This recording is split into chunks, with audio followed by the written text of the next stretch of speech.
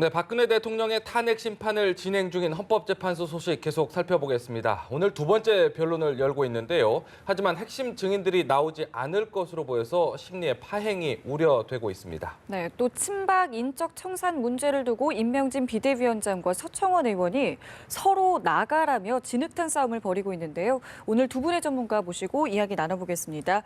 조혜진 전 새누리당 의원, 배종호 세한대 초빙 교수 나오셨습니다. 안녕하세요. 예, 안녕하십니까. 반갑습니다. 어서 오십시오. 계속해서 이어나가겠습니다. 앞서서 이제 다른 전문가분들과 계속 살펴봤습니다. 전체적으로 좀 정리를 해보면 헌법재판소 2차 공개 변론이 시작이 됐지만 박근혜 대통령 예상했던 대로 나오지 않았고요. 오후에 있던 출석 요구서를 전달했던 안봉근 이재만 비서관도 전달에 실패를 했습니다. 예. 뭔가 좀 국민들의 기대에는 맞지 않는 좀 답답한 어떤 그 공방이 좀 되는 것 같은 느낌이 좀 들어요. 어떻게 좀 보고 계신가요? 그 일련의 움직임들이 보면은 그 대통령께서 1월 1일 정초의 첫날에 갑자기 그 기자간담회를 여신 것부터 해가지고 전체적인 움직임이 좀 조직적인 대응을 하고 있다는 느낌이 들어요. 탄핵의 당사자인 대통령과 또 피의자로 지금 구속돼서 수사와 재판을 받고 있는 최순실 씨라든가 또 구속은 안 돼 있지만은 증인 그 소환 요구를 받고 있는 문고리 그 비서관들 등등의 움직임이 이 조직적인 대응을 하고 있는 느낌이 드는데 정해진 방향에 의해서 그렇게 움직이는 것 같습니다. 예. 기본적으로 이 탄핵 심판을 박 대통령 측에서는 여론재판으로 몰지 말라고 말하지만 실제로는 그쪽 전략도 여론재판으로 지금 가려고 하는, 그러니까 그 법정재판보다도 여론재판으로 이제 몰고 가려고 하는 생각이 그렇게 이제 방향을 정한 것 같고, 그러려면 여론을 우호적으로 반전시키려면 시간이 많이 필요하다. 그래서 이 헌법재판소가 정하고 있는 속도대로 가는 거는 불리하다. 그보다는 좀 더 지연시키는 게 좋겠다 하는 그런 생각을 하면서 그 검찰이 특검이나 뭐 법원이나 헌법재판소 같은 이런 장내에 정해진 법적 절차에서 항변을 하기보다는 장 밖에서 장 외에서 그 항변을 하려고 해야 된다 방향이. 그리고 법리 논쟁에는 아무래도 불리하니까 법리 논쟁보다는 대국민 홍보전으로 가야 되겠다. 감정에 호소하는. 그런 식으로 하고 또 그 홍보의 타겟팅도 일반 국민, 촛불 민심을 비롯해 일반 국민의 여론보다는 핵심 지지층 여론에 초점을 맞춰서 그렇게 이제 홍보전으로 가야 되겠다. 그렇게 방향을 정해서 전략에 따라서 조직적으로 움직이는 그런 느낌이 듭니다. 그러니까 결과적으로 이게 지금 모두 어쩐 지연 전략으로까지 저희가 좀 파악을 해도 될까요? 네, 기본적으로 박근혜 대통령 측은 이제 지연 전략인데 단순한 지연력자 플러스 또 핵심 증인들이 출석하지 않음으로 인해서 범죄 혐의를 입증하는 걸 무너뜨리기까지 가고 있으니까 이런 모습들을 보면은 정말 대통령의 모습 또 청와대 참모들의 모습과는 너무 거리가 멀어 보이고요. 범죄를 은폐하고 또 그러기 위해서 위증하고 또 말을 맞추고 또 잠적까지 하는 그런 모습을 보면은 이게 범죄 집단의 모습 같은 그런 이제 느낌까지 연상을 시키는데요. 기본적으로 박근혜 대통령이 신년 기자 간담회를 자청을 했어요. 그것도 그냥 예고 없이 불쑥해가지고 취재도 정상적인 취재가 불가능하게 녹취도 못하게 하고 취재 수첩도 뭐 못 가져가게 하고 그런 식으로 해서 이제 일방적으로 모든 혐의를 부인하는 그런 모습을 보여줬는데 지난번 노무현 대통령 탄핵 때 헌법재판소에서 내린 결론이 뭐냐면은 대통령이 직무정지인 상태에서는 기자회견을 못한다. 그리고 정식으로 정책 발표도 못한다. 이렇게 했거든요. 그래서 이 부분도 앞으로 위헌 논란이 있을 것 같고요. 그러면 이제 앞으로 박근혜 대통령은 어떻게 움직일 것인가. 제가 볼 때는 이제 설 연휴 민심이 굉장히 중요합니다. 왜냐하면 이제 우리 조혜진 의원도 말씀하셨지만 여론전이라고 보거든요. 그래서 이제 박근혜 대통령 측은 기본적으로 탄핵을 반대한다는 여론이 한 20% 정도만 되면은 헌법재판소에서도 이를 무시하지 못할 것이다. 따라서 설 연휴 이전에 다시 한번 기자 간담회를 열 수도 있습니다. 또는 기자 회견을 열 수도 있어요. 그리고 또는 이제 마지막 현재까지는 이제 헌법재판소에 출두하지 않겠다. 라는 입장을 밝히고 있는데 최후 변론을 통해서 예. 전면적으로 여론이 이제 움직이는 걸 봐서 네. 마지막으로 모든 것을 부인하는 자신의 입장을 진술할 그럴 가능성이 높다고 봅니다. 네. 네. 지금 계속해서 전해지는 속보 한 번만 다시 정리를 좀 해보겠습니다. 헌법재판소에서 2차 공개 변론이 시작이 됐는데요. 오전에 증거조사가 지금 현재 진행이 되고 있습니다. 박근혜 대통령 불출석한 상태에서 헌법재판소는 헌재법에 따라서 심리를 정상적으로 진행한다 이렇게 방침을 밝혔고요. 이와 관련해서 지금 국회 측, 탄핵소추위 측에서는 박근혜 대통령, 최순실 특혜 등 법률 위반 사실이 명백하다라는 사실을 다시 한번 확인을 하면서 헌법상 지위 권한 남용을 했기 때문에 대통령직에 유지하는 것은 용납을 할 수 없다 이런 입장이고 박근혜 대통령 측 대리인 측에서는 계속해서 기존에 답변서를 통해서 밝혔던 대로 대통령의 탄핵 사실 관계를 좀 따져봐야 될 문제들이 아직 많이 남아 있고 수사 역시 제대로 진행이 되지 않고 있다. 특히 이제 공범 여부가 아직 확실치 않다라는 주장을 계속 이어가고 있는 상황입니다. 네. 네, 그 부분에 대해서 제가 잠깐 말씀을 드리면은 지금 박근혜 대통령 대리인단 측에서는 재밌는 게 박근혜 대통령은 과반수 이상의 득표를 한 그런 대통령이다라는 걸 했어요. 그 얘기는 뭐냐면은 이제 박근혜 대통령의 정통성을 강조하려는 거 보고 그 기저 위에서 이런 대통령을 여론에 의해서 탄핵한다는 것은 말이 안 된다. 그러면서 이제 구체적으로 공범 관계가 아직 확실히 드러나지 않았다. 그리고 또 세월호 7시간 관련해서 정상적인 업무를 다 했고 구체적인 구조 활동 지시를 내렸다. 또 이렇게 얘기를 하고 있거든요. 그리고 이제 국정농단 의혹과 관련해서도 조금만 참조했을 뿐이다. 그리고 인사권 남용과 관련해서도 전혀 그 부분은 인사권 남용이 아니고 내가 정상적으로 최순실 씨라든지 이런 사람들의 의견을 들은 것뿐이지 그건 내 대통령의 고유 권한이다. 그리고 여러 가지 이제 뇌물죄 부분과 관련해서도 구체적으로 형사법을 내가 위반한 부분이 없다. 그러니까 이제 기존의 답변서를 통해 했던 답변을 그대로 다시 한번 계속 반복하고 고수하는 변함이 없는 거군요. 네, 그렇죠. 그런데 이제 그 부분에서 하나 이제 박근혜 대통령 측 대리인이 조금 제가 볼 때는 잘못 생각한 부분이 이 지금 탄핵 재판은 형사 재판이 아닙니다. 이거는 정확하게 얘기하면은 어떻게 보면 정치 재판적인 성격이 더 강합니다. 과연 대통령으로서 직무를 제대로 수행했는가라는 부분이 더 중요한데 지금 박근혜 대통령 대리인단 측은 이 부분을 형사 재판에 준해서만 계속 몰고 가려는 그런 입장을 오늘 밝혔습니다. 이런 이야기를 했더라고요. 형사 재판이 진행 중이기 때문에 이 법을 어겼다는 명확한 증거가 좀 나와야 한다. 그러면서 형사 재판 절차를 따라야 된다라고 박 대통령 대리인 측은 지금 이야기를 하고 있습니다. 자, 일단 오늘 오후에 이제 이재만 안봉근 전 비서관에 대한 어떤 증인 신문이 있을 것 같은데 지금 현재까지 상황을 봐서는 나오지 않을 것 같거든요. 그럼 파행될 가능성도 충분히 있을 것 같고요. 예, 충분히 있고. 근데 문제는 이제 그런 증인들이 출석하지 않아 가지고 헌법재판관들의 신문에 응하지 않는 것이 헌법재판관들이 판단하는데 큰 지장을 초래할 것인가, 심판 절차를 그 예정대로 진행하는데 큰 지장을 초래할 것인가 그건데 그건 뭐 큰 문제는 저는 없으리라고 생각이 듭니다. 기본적으로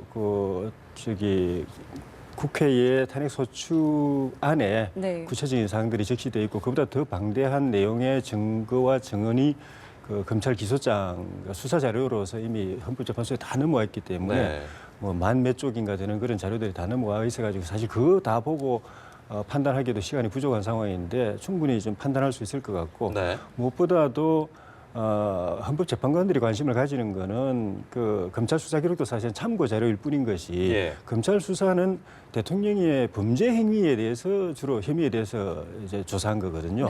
그러니까 형사벌을 받을 만한 이 잘못을 저질렀는가인데 그게 참고상밖에 못 되는 이유가 헌법재판소가 관심 가지는 거는 일반 법원에 관심하고 다릅니다.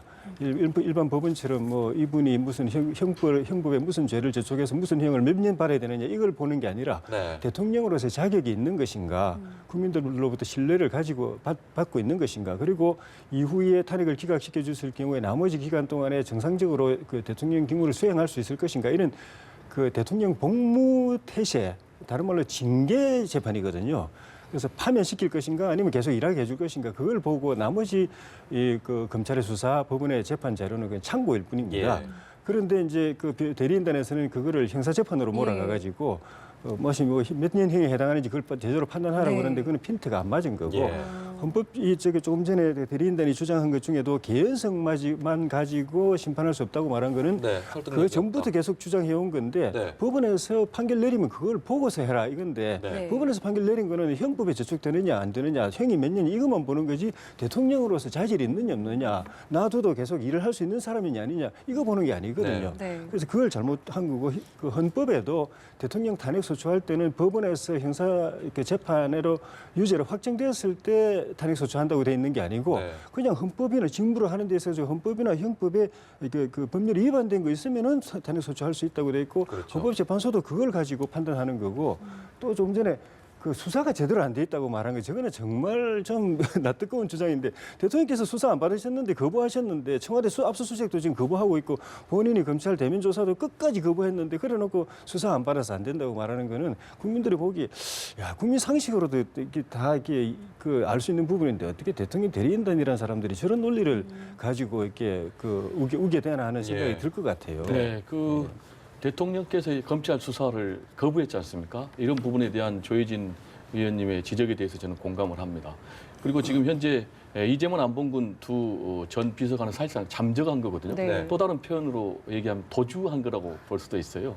그런데 지금 대통령과 또 청와대 참모들은 헌법을 수호하고 법 집행에 가장 모범을 보여줘야 되는데 이런 분들이 스스로 검찰 수사가 잘못됐다, 특검 수사가 정치적이다 이런 식으로 하는 행위 자체가 제가 볼 때는 중요한 국기 문란에 해당된다 이렇게 말씀드릴 수가 있고요. 네. 그다음에 이제 조혜진 의원님 부분이 기본적으로 제가 볼 때는 맥락을 같이 하는데 좀 다른 부분이 이재만 안봉근 이 두 사람이 굉장히 증인으로서 중요합니다. 왜냐하면은 정호성 비서관이 했지만은 모든 출입을 다 통제하는 것은 이제 안봉근 비서관이 했거든요. 네. 따라서 안봉근 비서관의 어떤 협조가 있어야만 가능했고 네. 그리고 또 모든 이제 문서를 외부로 유출했는데 그 문서 관리 책임자가 이재만 비서관입니다. 네. 그래서 이재만 비서관의 협조 내지는 승인 허락이 있어야 가능한 부분이거든요. 이런 부분에 있어서 이제 이 두 명의 증인이 반드시 재판에 나와야 되는데 네. 재판에 이분들이 안 나온 이유는 나오면은 결국은 진실이 밝혀지고 진실이 밝혀지면 대통령이 탄핵된다라는 그런 염려를 하기 때문에 나오지 않는 거가 생각이 되고요. 네. 이와 관련해서 좀 아쉬운 거는 검찰이 애초 이 부분을 수사할 때 왜 이재만 안봉근 이 두 사람을 수사를 안 했는가라는 부분이 굉장히 아쉽고요. 그리고 현재 특검도 이분들 수사를 하려면 신병 확보를 해야 되거든요. 네. 그래서 하루빨리 특검도 이재만 안봉근 사실 핵심 증인이자 어떻게 보면 핵심 피의자거든요. 이 두 사람을 신병을 확보해서 수사를 해야 되지 않겠나 이런 생각이 듭니다. 네.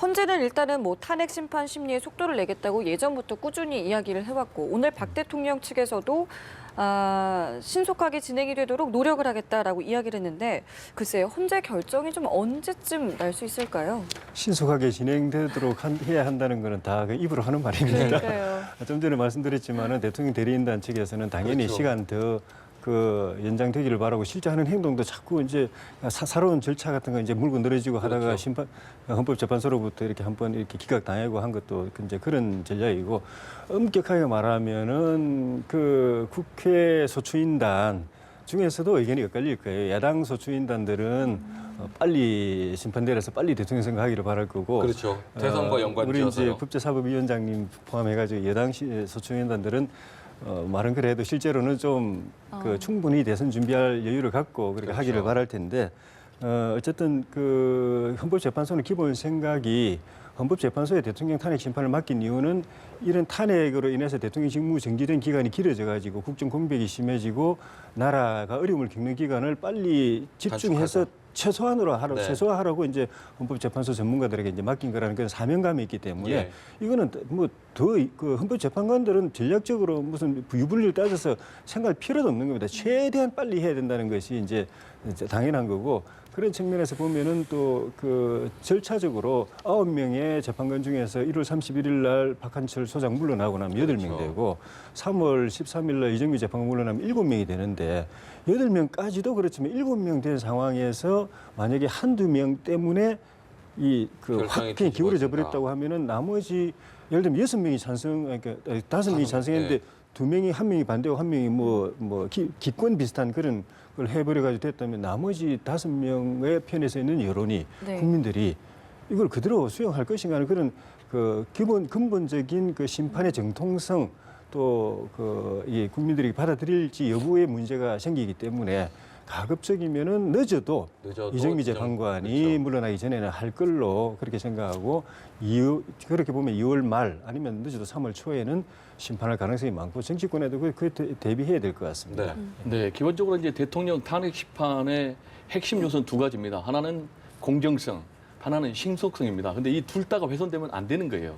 근데 지금 이제 헌법재판소 재판부의 입장은 제가 볼 때는 공정성과 동시에 신속성에 방점이 찍혀 있는 것 같습니다. 그래서 13개 탄핵 소추 사유도 5개로 압축을 해서 지금 빠르게 진행하고 있고 네. 또 주 2회 변론하고 있고 그리고 박근혜 대통령 대리인단 측에서 지연 전략 나오면 그걸 이제 직권을 발동해 가지고 무시하는 이제 그런 입장을 펴고 있거든요.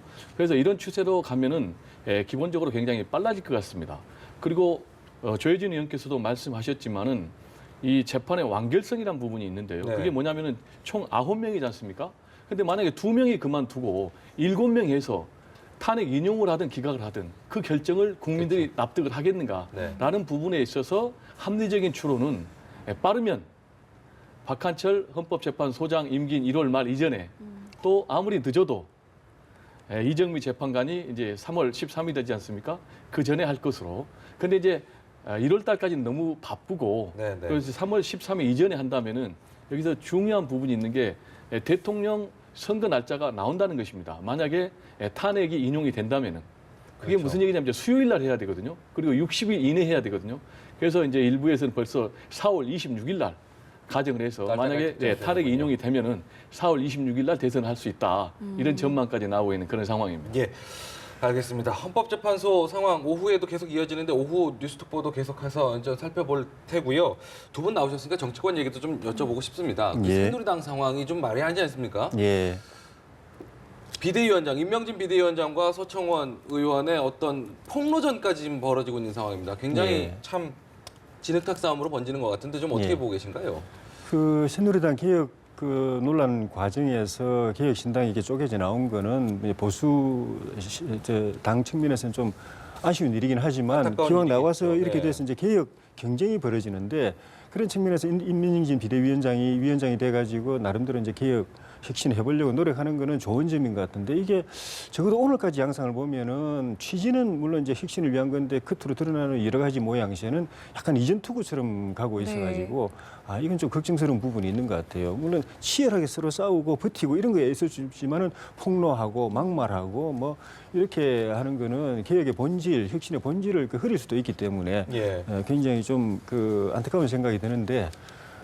어쨌든 임명진 비대위원장은 다수의 여론, 촛불 민심을 비롯해서 다수의 여론을 등에 업고 또 당 내에서는 인적 청산을 이렇게 암묵적으로 지지하는 중도 의원들 또는 범박 의원들, 네. 친박이지만은 핵심은 아닌 범박 의원들의 지원을 등에 업고서 이제 명분을 가지고 이제 밀어붙이고. 호재선 의원들은 임명진 위원장에 좀 예. 힘을 실어주고 있는 상황이죠. 예, 조선 비롯한 이제 중도파 네. 또는 범박 의원들은 이제 그렇게 하고 있고, 근데 핵친박 서청원 의원을 비롯한 최경환 의원, 친박 핵심들은 이 당내의 진박 세력들, 네. 그리고 이제 바깥에 이제 핵심 박사모를 비롯한 대통령 지지 세력들을 이제 등에 업고서 이렇게 싸우는데 아마 임명진 비대위원장의 최후 통첩이 있지만 이제 친박 네. 핵심들이 쉽게 물러나지는 않을 것 같고. 내일이잖아요. 그게. 예, 쉽게 물러나지는 않을 것 네. 같고 잘못하면 임명진 위원장님이 그냥 물러나야 되는 상황도 있을 수가 있다.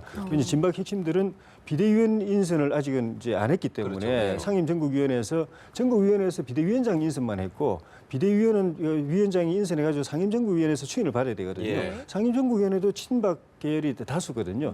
그걸 이제 방편막이로 해서 비대위원 임명을 못 안 하면은 임명진 위원장이 지금 하고 있는 것처럼 여론을 등에 업고 계속 주장만 할 수 있을 뿐이지 나가라만 할 수 있을 힘을 받을 뿐이지 수가 없죠. 비대위에서 법적인 절차를 통해서 의결을 못 해요. 그렇죠. 비대위원이 없기 때문에. 네.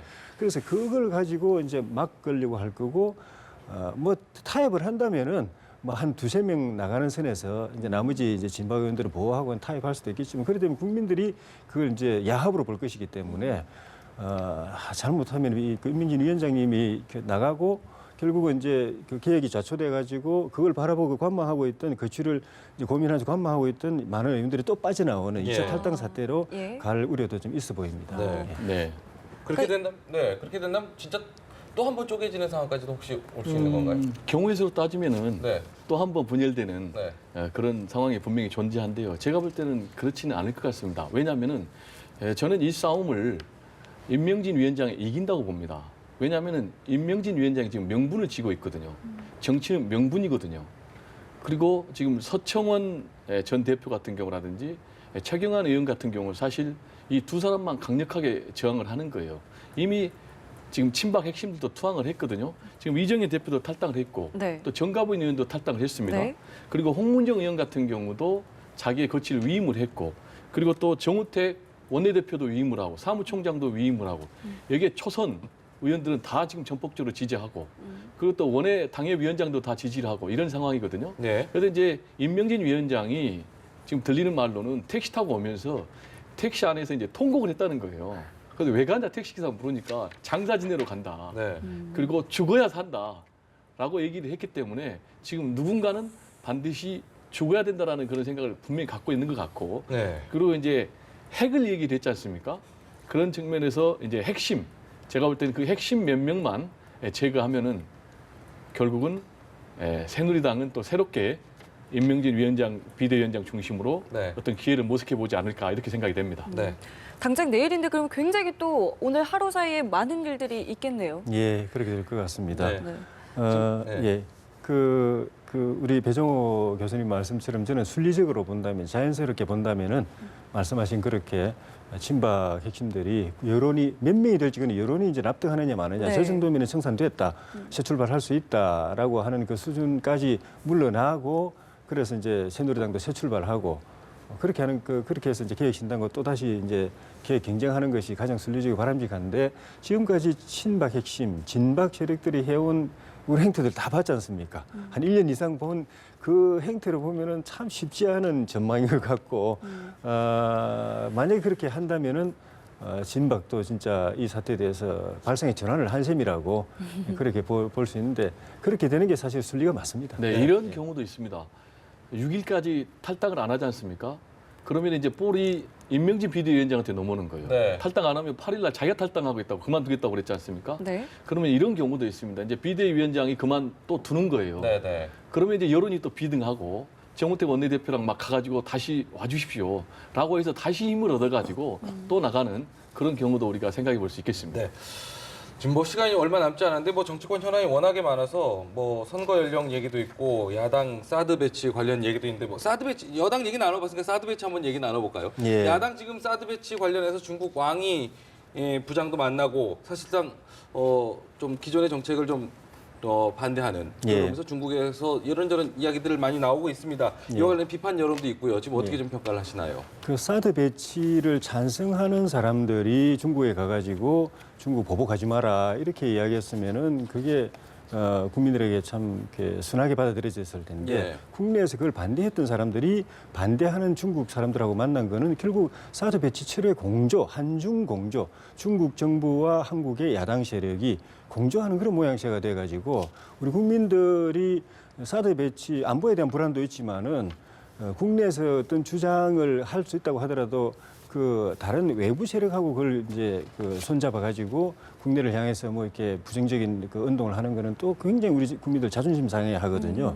그런 측면에서 야당은 전략적으로 이렇게 좋은 그 행동을 못한 것 같고, 물론 이제 중국은 이제 그 대통령 탄핵 사태가 갑자기 생기고 정권이 조기 재선을 통해서 야당에게 넘어가서 야당이 집권할지도 모른다는 생각 때문에 네. 이 사람들만 잡으면은 뭐 야당이 집권했을 경우에 뭐 그렇게 어렵지 않게 사드 처리할 수 있겠다라고 생각하고 이제 전략적으로 막 극진하게 환대도 해주고, 안 만나던 고위 인사들 만나주고 뭐 저녁에 맛있는 것도 많이 사주고 뭐 이렇게 하는 것 같은데, 우리 국민들한테는 그게 정서적으로 역반응을 일으킵니다. 네. 그리고 사실은 노무현 정부 초기에 그 당시 정부가 시도했던 것이 친미 한미 동맹을 비롯해서 그 한미 관계를 좀 더 약화시키고 중국 쪽으로 접근하려는, 네. 우리는 한미 관계보다 한중 관계가 중요하다는 그런 쪽으로 시도하다가 국민들이 딱 중심을 잡아버렸어요. 네. 그거는 한중이 가까워져야 되는 건 맞지만 중심은 한미 관계다, 한미 네. 동맹이다라고 됐는데 네. 지금 이 시도도 그 연장선상에 다시 시도하는 것 같아가지고 이거는 지금 성공하지 못할 것 같아요. 네. 시간 얼마 남지 않아서 짧게 한번 말씀 부탁드립니다. 네. 네, 저는 이제 선거 연령 언급하셨으니까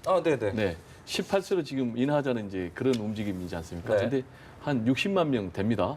근데 이분들이 앞으로 만약에 선거권을 갖게 되면 이번 대선은 태풍의 눈이 될 거예요. 네. 그래서 여야가 지금 첨예하게 대립하고 있는데 기본적으로 저는 참정권을 확대한다는 측면에서는 이분들에게 선거권을 주는 게 맞다. 그리고 OECD 국가 가운데 지금 한국만 18세에게 투표권을 안 주고 있어요. 그리고 또 하나는 중앙선관위에서도 이미 국회에 18세도 선거권을 줘야 된다라고 얘기했고 우리 사회 지금 법적 사회적으로 다 18세면 성인으로 인정하고 있거든요. 네. 이런 점에서 저는 18세로 선거 연령을 낮추는 게 맞겠다 이렇게 말씀드릴 수가 있겠습니다. 네, 알겠습니다. 두 분 말씀 여기서 마무리 짓겠습니다. 오늘 말씀 고맙습니다. 예, 네, 고맙습니다. 감사합니다.